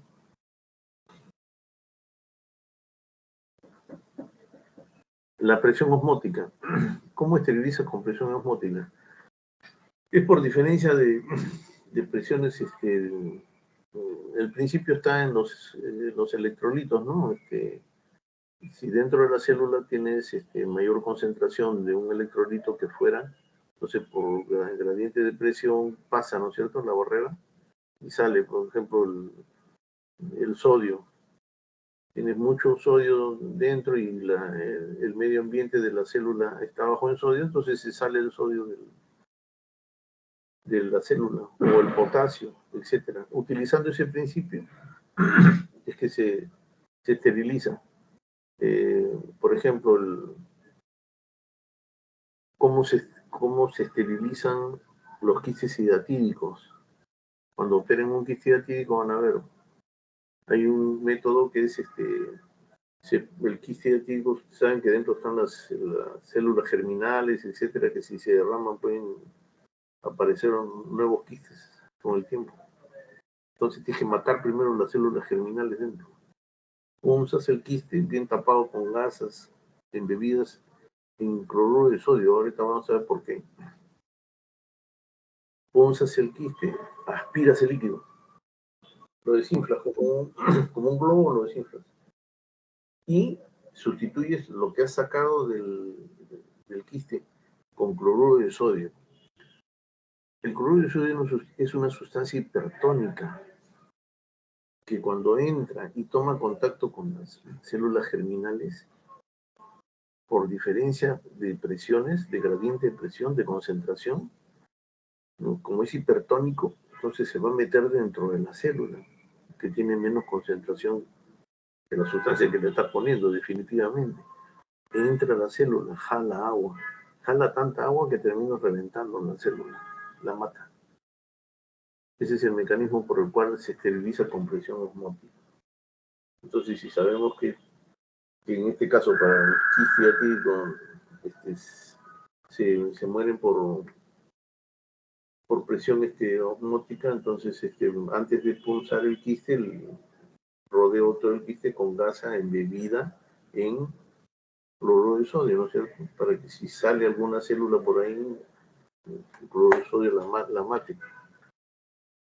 Ese es el principio, ¿no? El cloro que se usa en las piscinas y todas esas cosas. ¿Cuál es el principio de acción ese? Presión osmótica. La que sigue. Hemos hablado de físicos, ahora vamos a ver químicos. Los antisépticos se dividen en orgánicos e inorgánicos. Inorgánicos, los halogenados, tienes el yodo. Potente, rápido acción germicida, bactericida, esporicida. Si mata el hongo, es muy bueno contra el hongo, el yodo. ¿Cuál es el problema que les dije? Que quema, ¿no? Quema la piel y la tiñe de color marrón oscuro. ¿Y qué cosa es un yodóforo? Es el yodo que conocemos más un detergente. ¿Cuál es el yodóforo que conocemos? Los que en sala de operaciones hemos usado y en la película que vimos la vez pasada, vimos que utilizaban, lavaban la pared abdominal, dice, ¿qué cosa era? No me acuerdo, isodine creo que dijo. ¿Qué cosa es el isodine? Es un yodóforo. ¿Qué cosa es un compuesto de yodo con un detergente? Es el isodine. Isodine espuma le ponen. Ese es el famoso isodine, el Llovizol y no sé qué otros más hay de estos. Lo que sigue.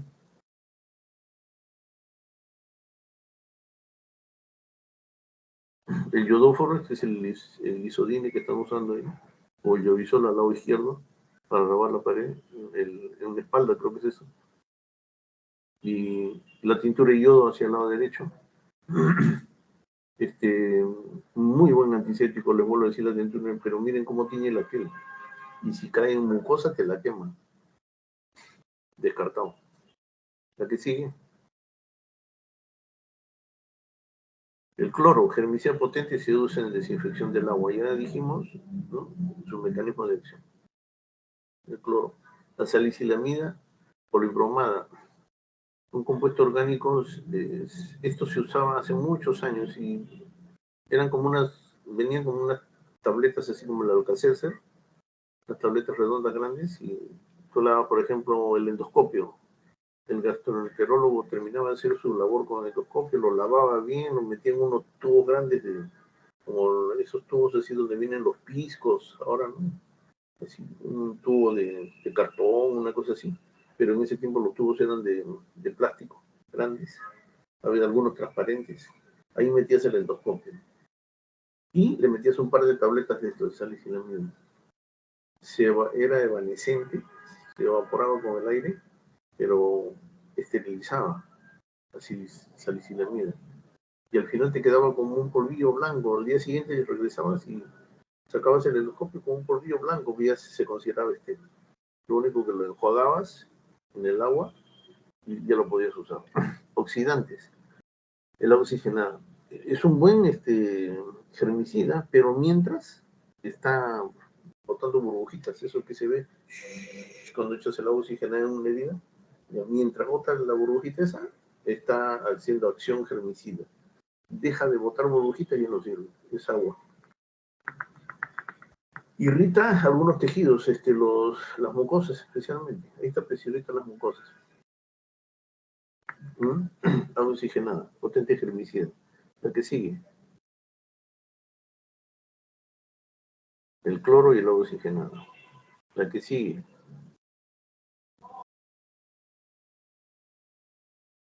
El permanganato de potasio. Es una sal que libera oxígeno, es más o menos el mecanismo como el del agua oxigenada. Utilizaban antiguamente los dermatólogos, no sé si lo siguen usando, para limpiar sus heridas, etcétera, permanganato de potasio. Entre los metales pesados tienen el mercurio y la plata. El mercurio en sales inorgánicas solubles es corrosivo, el cloruro de mercurio, e insolubles como el óxido rojo y el amarillo de mercurio, y sales orgánicas como el mertiolate. A base de mercurio estaba hecho antiguamente, y creo que hasta ahora existe el mertiolate. El mertiolate era una sustancia que utilizaban como antiséptico en heridas, era muy bueno, muy bueno. Te hacías una herida, te echabas mertiolate, no te ardía, pero tenías que agarrarte de algo y te echaban y te ardía, pero no se infectaba. ¿Y cuál era la característica? Que te pintaba la piel de anaranjado. Un anaranjado bien bonito, era un anaranjado medio rosado, medio rojo, un anaranjado sui generis. Sui generis era el tinte del anaranjado. Ese era el mertiolate. Creo que ahora existe todavía un mertiolate incoloro, dicen, ¿no? Porque pintaba, pero lo malo era que pintaba. Y los compuestos de plata precipitan las proteínas, ¿no es cierto? El nitrato de plata, buen germicida, es irritante y cáustico. Tiñe de negro el tejido. El nitrato de plata viene en lapicitos, como un lápiz. ¿Dónde está? Más chiquito que este lápiz. La mitad será. Viene con su tapita de plástico, etcétera. Y adentro es una barrita delgadita, del ancho de un poquito más grueso que un palito de dientes. Es la barrita de nitrato de plata para quemar el tejido. Es antiséptico, pero se utiliza para quemar justamente porque es irritante y es cáustico. O sea, cuando, por ejemplo, tienes una herida que cerró y te queda ahí un tejido medio que no cicatriza, que sigue, que da vuelta, entonces lo quemas. ¿Cómo deshaces ese tejido? Le pasas nitrato de plata. La barrita la pasas nomás sobre la herida, la pasas, no vas a ver nada inmediatamente. Tú dices, oye, no, esto no funciona, no sirve. No, mentira, mientras más pases, más lo esperas unos minutos y se pone negra esa parte, o sea, marrón oscuro, negro. Y la acción posterior es que se necrosa el tejido y se cae ese pedazo de tejido. Se utiliza para granulomas, para esas cosas, el nitrato de plata. A ver la que sigue, por favor. Ahí tienen el mertiolate incoloro también está ahí, el de blanco. Y las barritas de nitrato de plata. Nunca agarren la barrita de nitrato de plata porque se van a quemar, se quema la mano. No van a sentir nada en el momento que lo agarran. Te los aseguro, pero un minuto después le va a quemar el dedo. La que sigue. Los compuestos de zinc y de cobre, como precipitan las proteínas. El agua de Alibur. Utilizaban una temporada, no sé si hasta ahora, los dermatólogos. Curar sus heridas, y daban el preparado, agua de Alibur, y tenías que ir a la botica que te lo preparen. La botica. En la botica se preparan medicamentos. En la farmacia se venden los medicamentos que vienen de fábrica. Esa es la diferencia entre botica y farmacia. Botica quiere decir que ahí preparan el medicamento. Vas con tu receta y te preparan tu agua de Alibur, con zinc y con cobre, ¿no? Es el agua para secar y limpiar las heridas. Ácido inorgánico, tienes el ácido bórico. Tiene una acción débil como bacteriostático, siendo nula su acción bactericida. Se usa para lavado conjuntival y bucal. Igual, antes el ácido bórico usaban en ginecología, me acuerdo mucho, para los lavados vaginales, etc. Los sobrecitos de ácido bórico. Y las damas hacían sus lavados, etc., ¿no? Para mantener limpia la zona. La que sigue. Los orgánicos. Tienes el alcohol etílico, al 70% un gran germicida. El alcohol precipita las proteínas, las fija también. Tiene débil acción contra las esporas y los virus.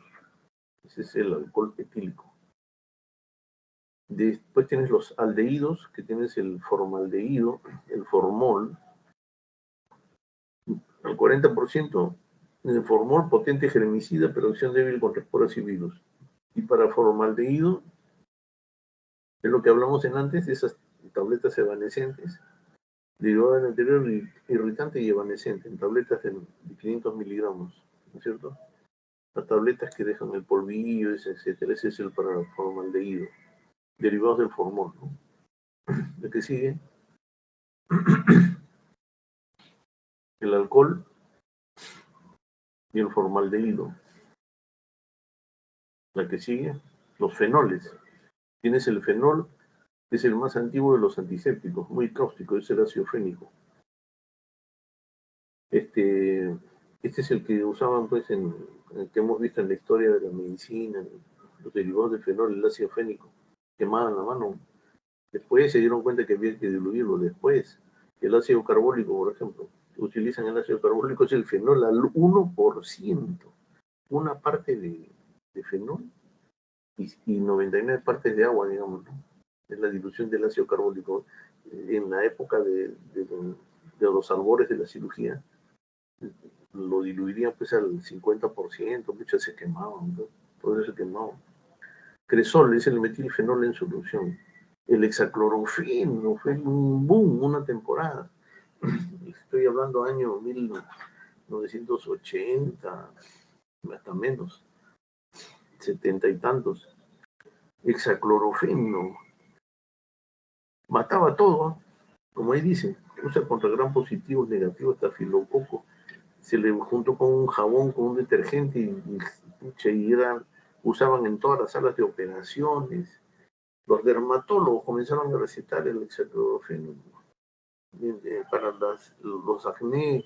Y te echabas la segunda vez que te echabas ya no tenías acné. Te ponía la cara roja, así como si hubiese puesto un vinifán, así, te brillaba, pero se acabó el acné. Excelente. Hasta que se dieron cuenta que era tóxico para el sistema nervioso central. Chao, hexaclorofeno, se acabó. El nombre comercial era el Fisohex, me acuerdo. Bueno, hasta en dentífico salió, y vamos a ver ahí en la diapositiva, en pasta dental, el Signal, Signal con hexaclorofeno, decían. Y desapareció el Signal.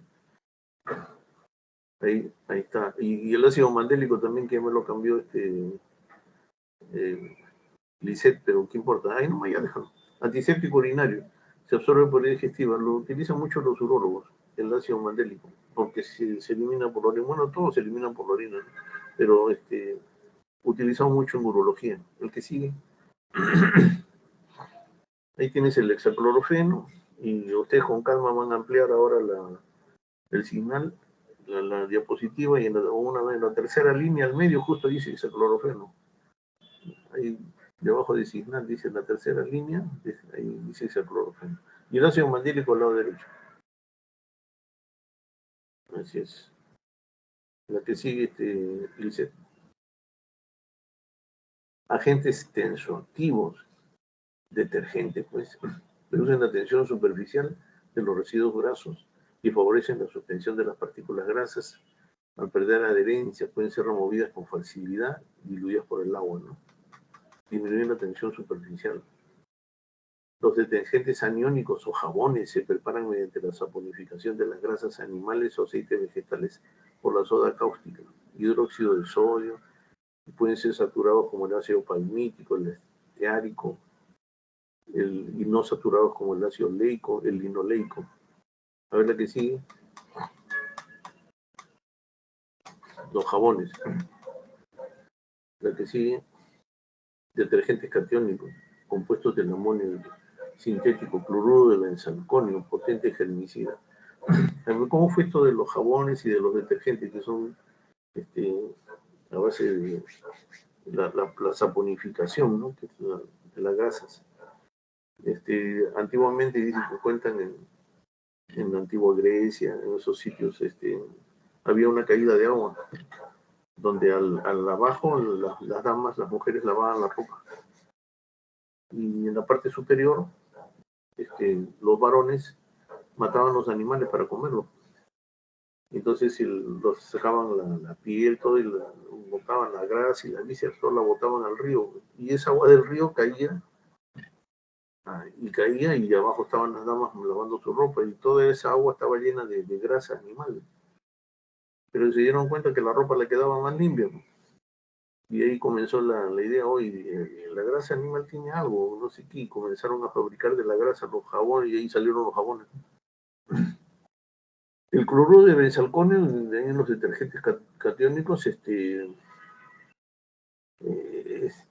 utiliza mucho en las tabletas estas que venden en las farmacias cuando uno tiene faringitis y te duele la garganta. Dame una tableta, no me acuerdo de los nombres, migdazol, no sé, pero ahí lean la composición, dice cloruro de benzalconio. Es un antiséptico de acción local, ¿no?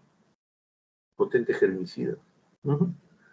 Después tiene los furanos, la nitrofurazona. Germicida de uso tópico, es tóxico y se absorbe. Ya no se usa nitrofurazona tampoco. Después tiene los aceites esenciales que producen irritación y son de débil acción, la trementina y la menta. La menta es un aceite esencial. Ojo, la menta, o sea, de la planta de la menta, de ahí sacan el aceite esencial que lo utilizan como antiséptico. Colorantes antisépticos, sintéticos, colorean las fibras y tejidos en propiedades antisépticas. ¿Cuáles tienen colorantes antisépticos? La violeta de genciana y el azul de metileno todavía pueden encontrar. En algunos hospitales, clínicas, todavía pueden encontrar violeta de genciana para secar las heridas, secante. Te queda morado, así como el Señor de los Milagros, la piel te queda, pero te seca la herida. Y el azul de metileno, que también se utilizan en cirugía general, lo que van a hacer cirujanos generales, van a usar de repente azul de metileno para diagnosticar las fístulas entéricas, etcétera. Le van a dar de tomar azul de metileno al paciente y por la herida, por algún sitio va a comenzar a salir el azul de metileno. Tiñe bastante, entonces se dan cuenta, ¿no? Son antisépticos. Ojo, son antisépticos. La que sigue, violeta de genciana, trementina. La que sigue, el amonio cuaternario, que es el último grito de la moda, ¿no? Se trata de un desinfectante derivado del amoníaco. La fórmula química del amoníaco es NH3. Cuando se mezcla con agua forma el hidróxido de amonio, que es un compuesto uno de cuyos componentes es el amonio cuaternario. Que sigue, sustancia alcalina, diferencia de los otros que tienen un pH ácido, un mecanismo se adhiere a la superficie de los microorganismos. Es muy bueno, limpia para hacer desinfección, ojo, desinfección. En humanos y animales, piel, mucosas, concentraciones, no tiene efectos adversos, no es tóxico. A mayores concentraciones debe lavar la mano lavar con abundante agua. La que sigue, el amonio cuaternario. La que sigue, se debe usar para desinfectar superficies, túneles de desinfección, compuesto químico. Tiene 5 tipos de generaciones. Las 4 primeras tienen el efecto biocida menor. La última quiere decir que es la mejor. De quinta generación es el recomendado el amonio cuaternario de quinta generación, debido a su amplio espectro bactericida, fungicida, virucida, y debe actuar por lo menos 5 minutos antes de volver a usar la superficie. En 5 minutos, o sea, estamos hablando casi de un antiséptico ideal, ¿no? Un desinfectante ideal. Y es rápido, mata todo, el amonio cuaternario. Lo que sigue, ahí tienen el amonio cuaternario. La que sigue, la dosis recomendada del amonio cuaternario de quinta generación es al 10%. 20 mililitros de este compuesto, diluir en 1 litro de agua. Una concentración para desinfectar superficies. Es desinfectante. Ojo, no es para hacer esterilización ni para usar en pacientes. Es desinfectante. ¿A qué sigue? Viene la esterilización con gases, el paraformaldehído, que hemos hablado de las tarjetas evanescentes, de la formalina, etc. Ya hemos hablado de eso. El óxido etileno gaseoso, que se utilizó mucho, destruye bacterias, hongos, virus, esporas, inflamable, tóxico, muy cáustico, produce graves quemaduras al contacto con la piel. Se utilizó una temporada mucho, no sé si actualmente,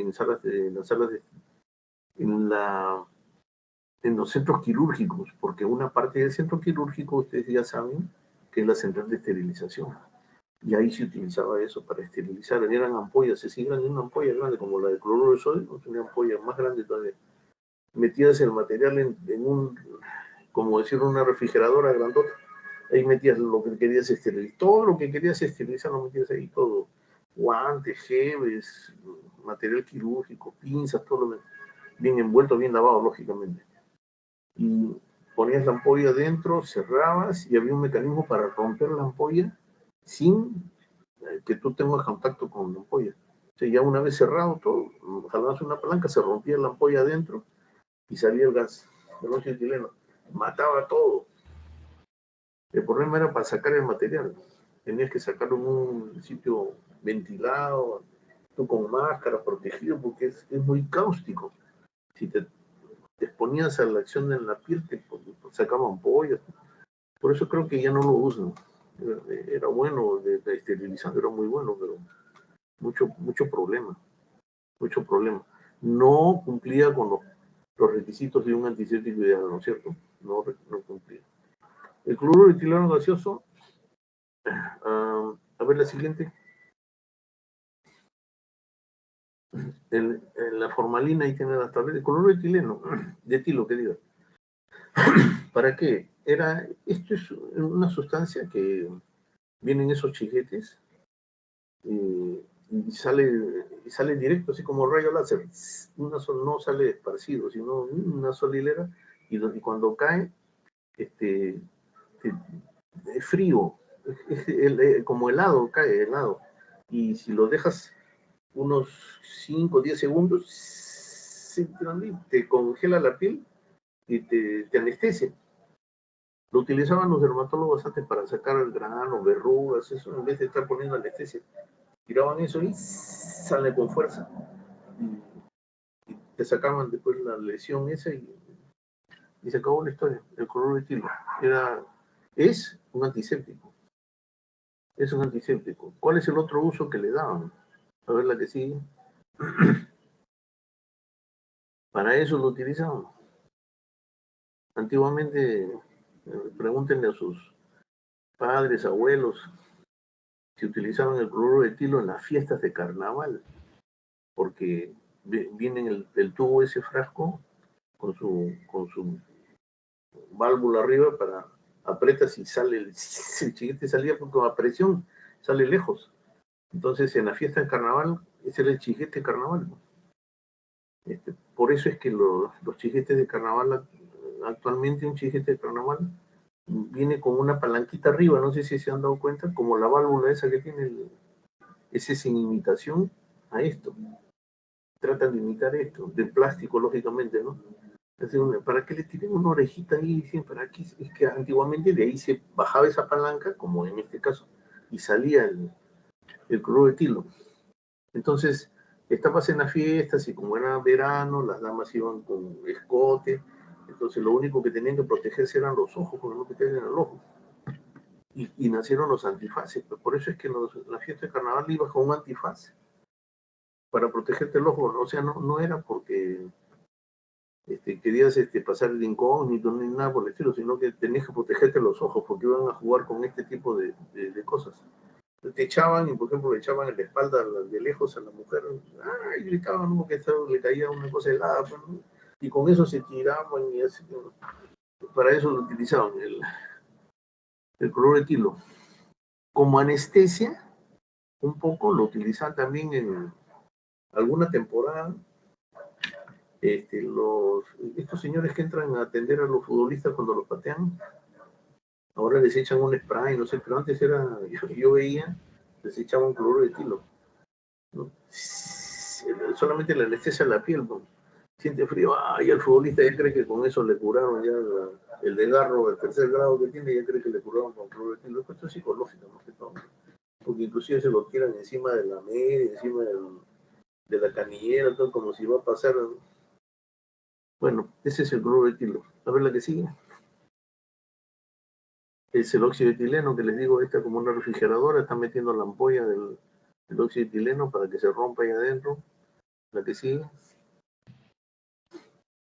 Métodos mecánicos de esterilidad, la filtración, ¿a través de qué? Papel filtro, porcelana, arena, carbón, etcétera. Porcelana, a través de piedra también puede ser, lógico. Ebullición, es el otro método mecánico. La ebullición solo si no hay autoclave o estufa, los gérmenes mueren a los 5 minutos de inmersión en agua hirviendo. Ahora que ustedes se reciban de médicos y los manden a hacer su serum, lo manden al Corocochoy, entonces con el MINSA te da, dice, doctor, usted va a inaugurar una posta médica en el cerro tal, entonces te da tu bandera de Perú, una palmadita en la espalda, y te vas con tu equipo de cirugía menor, pues, ¿y cómo esterilizas ahí el equipo de cirugía menor? Y si no tienes corriente eléctrica, entonces llévate tu jarrita para que hiervas tu agua, haces hervir el agua, una vez que esté hirviendo el agua, metes tus pinzas que vas a utilizar, la sumerges 5 minutos, listo, estéril. Esterilidad por medio mecánico, ¿está bien? Para matar esporas, 30 minutos. ¿Mm? Si trabajas si te mandan ¿a dónde pues donde críen ganado, vacas, toros, eso, hay bastante esporas ahí. Entonces ahí lo hierves media hora, ¿no? Mientras más metros sobre el nivel del mar estés, más tiempo tienes que utilizar. ¿Por qué? Porque hay menos presión atmosférica, menos presión barométrica, que se llama. O sea, la ebullición demora. Ya, a ver, la siguiente, por favor, dice. Acá es la filtración. Ustedes se deben haber visto en provincias, a la izquierda, a ver, tienen esa piedra. Vayan a provincias, cuando vayan, sean observadores. Van a ver un recipiente así, como ese de la izquierda de piedra, con agua. Entonces uno dice, ¿pero qué cosa hacen con esa agua? Es un filtro. Un filtro. El agua para tomar va a caer abajo. O sea, cuando uno es pequeño no sabe, dice, pues es un macetero, le falta la planta arriba. No, mentira. El agua atraviesa toda la piedra y cae abajo. Entonces lo que cae abajo lo consideras hoy el limpio, pues ya lo puedes tomar. Es una manera de esterilizar el agua. El otro es por ebullición, ¿no? Al lado derecho, en una olla están cocinando eso, están hirviendo agua. ¿Sabes la que sigue? Si alcalinizas el agua, aumentas el efecto letal del procedimiento. El material puede descalibrarse. Si utilizas muchas veces la ebullición, descalibras el material, puedes descalibrarlo. ¿Y cómo alcalinizas el agua? ¿Cómo alcalinizas el agua? ¿Con qué? ¿Qué le echas? ¿Cuál es el álcali? ¿Quién sabe? Rápido. 1, 2, un álcali, rápido. Una base común. La principal base de todos los libros. Cuando dices ácido, ya hablas de base. Y cuando hablas de base, hablas del nadie sabe. Ya se fueron con ustedes. El bicarbonato es sodio, pues el bicarbonato es la base. Si tú le pones una cucharadita de bicarbonato a tu agua que está hirviendo, aumentas el poder letal para que se mueran todos los bichos ahí. Y el flameado, al final, pues, si te mandan a un sitio cuando ni siquiera hay agua, porque si te mandan a un sitio que tienes un río ahí al costado, sacas el agua de ahí. Pero si te toca tu serum en un pueblo que no tiene ni río, no tiene nada, ¿con qué esterilizas tu material? Con flameado, pues llévate tu encendedor, pues. Encendedor Bic, no falla. Enciendes una vela, lo que sea, y media hora, ¿no? 30 segundos, nada más.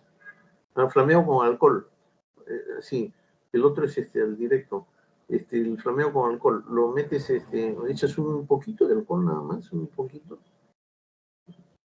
¿Cuántas hay? Centímetros cúbicos. Y sumerges tu material y lo enciendes, lo prendes. Se quema, el alcohol se consume, ese es el flameado. Peor que el otro, o sea, si lo usas mucho tiempo, descalibras más rápido tu material. Y el que sigue, a ver, Lisette. El que sigue. Ya, antes de hablar del proceso de esterilización, y puedes también utilizar el flameado, como la diapositiva anterior que se pasó, cuando haces cuando hicimos microbiología, utilizamos los Petris y cómo hacías para eliminar las bacterias del asa. El asa, no me acuerdo cómo se llamaba, el asa ¿de quién se acuerda? El asa, ¿de quién sopla por ahí? Sacas la bacteria del Petri y la pones en otro Petri, pero para agarrar otro tipo de bacteria tenías que esterilizar el asa. ¿Cómo se llamaba el asa? ¿Quién se acuerda? ¿No hay nadie? ¿Nadie se acuerda? ¿El asa de qué? ¿Nadie se acuerda? Dios mío. ¿Y ustedes que han llevado microbiología hace un par de años? Bueno, ¿cómo esterilizas el asa? En el mechero lo pones al fuego, ¿no? Hasta que se ponga al rojo vivo. Es el flameado. Asa de coli, ¿no? ¿De coli? De col. De coli. No, es asa de coli. Asa de col. De col, asa de col. Ya está. Gracias, doctor. Entonces, flameas y con eso indirectamente, si necesitas algo urgente, y como flameo directo, pues, al fuego directo. Tu vela, pones ahí que se flamee. Oye, el fuego mata todo, ¿no? 30 segundos ahí al flameado. ¿Quién aguante eso? El único Satanás aguantará pues el fuego, pues todo lo demás se muere. Pero tu material se va a descalibrar. Ten cuidado. Certificado de los procesos de esterilización. La esterilización debe ser controlada o monitoreada por medio de indicadores físicos, químicos o biológicos. Es lo que le llamé los testigos, los que les dije. La que sigue. Testigos. Tienes, por ejemplo, testigos, estas bandas en el lado izquierdo, que cambian de color. Si tú te das cuenta, hay una banda, mitad banda blanca, y la otra mitad está negra. Una está marrón, la otra está ploma. Una está marrón claro, la otra está negra. Cambian de color con la acción química o con el calor intenso. Y los otros son indicadores biológicos vivos. Los de la derecha son esos tubitos. ¿Qué cosa tienen? Bacterias dentro. Antes se usaba, ya no se usa mucho. Vas a esterilizar algo si tienes el material y le pones un tubo de esos. Listo. Cuando sale de ahí tienes que demostrar que las bacterias que están en el tubo están muertas. Es el indicador vivo, el testigo vivo. Ya no se usa. La que sigue. El que trabaja con las manos es un artesano. El que lo hace con el corazón es un artista. El que trabaja con las manos, el corazón y la mente es un cirujano. A todos los que quieran hacer cirugía. El que sigue. Se acabó. ¿Alguna pregunta, muchachos? Pregunten.